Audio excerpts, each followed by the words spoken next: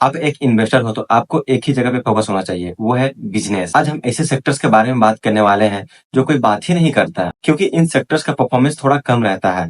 अगर आपका टाइमिंग सही हुआ तो ठीक है, अगर टाइमिंग गलत हुआ तो फिर आपका पैसा डूब भी सकता है और इन कंपनीज में कुछ कर भी नहीं सकते हो, प्रिडिक्ट भी नहीं कर सकते हो। और वो कौन सी चीज है? वो है सरकार। सरकार का बहुत सारा डिपार्टमेंट रहता है और इन सब चीजों पे सरकार हाईली रेगुलेटेड करके रखते हैं और इन कंपनी पे प्रॉफिट कमाना भी काफी मुश्किल हो जाता है। अगर सरकार प्रॉफिट कमाने लग गई तो पब्लिक का हालत खराब हो जाएगा। तो इन सब कंपनी का चार्ट पैटर्न फ्लैट ही रहता है ज्यादातर। और आपके सामने ऐसे कुछ सेक्टर्स रखने वाला हूँ, जैसे कि पहला है कोल सेक्टर। कोल सेक्टर में ज्यादा कोई बात ही नहीं करता है, क्योंकि आपको लग रहा होगा कि इसमें कोई प्रॉब्लम है, पर कोई प्रॉब्लम नहीं है।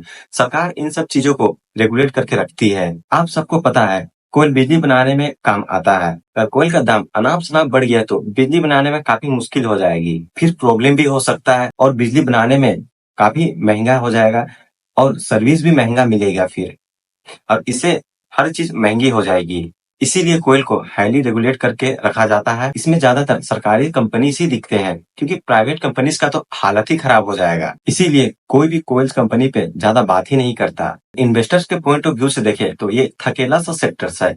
इसीलिए अभी रिन्यूएबल एनर्जी को बढ़ावा दिया जा रहा है, क्योंकि कोयल का डिपेंडेंसी कम करना है इसी वजह से। वैसे भी कोयल पे ज्यादा ग्रोथ दिखता भी नहीं है, इसीलिए कोयल इंडिया रिटर्न्स ज्यादा जनरेट ही नहीं कर पाता। और दूसरा कंपनी है इलेक्ट्रिसिटी पावर। पावर को लेके एक जो बिगिनर्स होते हैं वो सोचते हैं कि पावर के बिना तो दुनिया ही नहीं चल सकता है। आप जो बोल रहे हैं वो 1000% सही है, पर इन सेक्टर्स को भी सरकार हाईली रेगुलेट करके रखता है। मैं आपको आसान भाषा में बताऊं तो ये जो बिजली वाली कंपनी है वो मनमानी ढंग से दाम नहीं बढ़ा सकती है बिजली की, और उनको एक लिमिट दिया जाता है।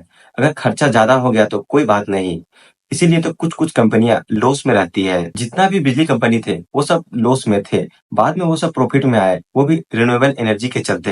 रिन्यूएबल एनर्जी को सरकार बढ़ावा नहीं देते तो फिर ये सब कंपनी हमेशा लॉस पे ही ज्यादातर चलते। वैसे भी सरकार चाहती है कि रिन्यूएबल एनर्जी को ज्यादा से ज्यादा लोगों तक पहुंचे, इसीलिए इलेक्ट्रिसिटी पावर कंपनियों में प्रॉफिट निकालना काफी मुश्किल हो जाता है। तीसरा सेक्टर है राइस एंड व्हीट। राइस और व्हीट ये सब चीजों पे अगर प्राइस ज्यादा हो जाएगा तो बहुत प्रॉब्लम हो जाएगा।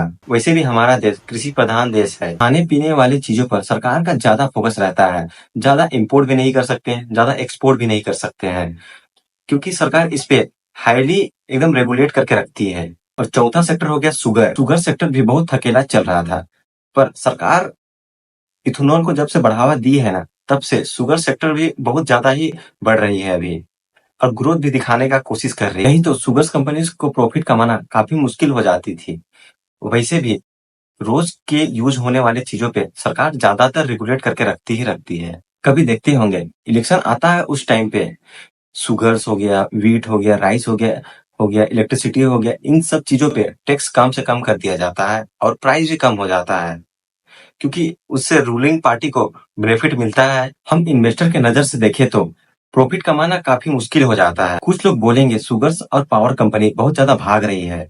हाँ, भाग तो रही है, पर शुगर्स में इथेनॉल की वजह से भाग रही है, क्योंकि सरकार इथेनॉल को बढ़ावा दे रही है, और पावर में रिन्यूएबल एनर्जी के चलते, और रिन्यूएबल एनर्जी को भी सरकार बढ़ावा दे रही है। इसी वजह से ये सब कंपनियां भाग रही है। पांचवा पॉइंट हो गया oil and gas. Oil and gas ये सेक्टर्स पे भी सरकार का फोकस रहता ही है। वैसे भी जिन सेक्टर्स में परफॉर्मेंस अगर अच्छा नहीं रहेगा तो कोई भी उन सेक्टर्स में जाना नहीं चाहता है। जिस बिजनेस में ग्रोथ नहीं रहेगा वो पैसे कमाकर दे ही नहीं सकता।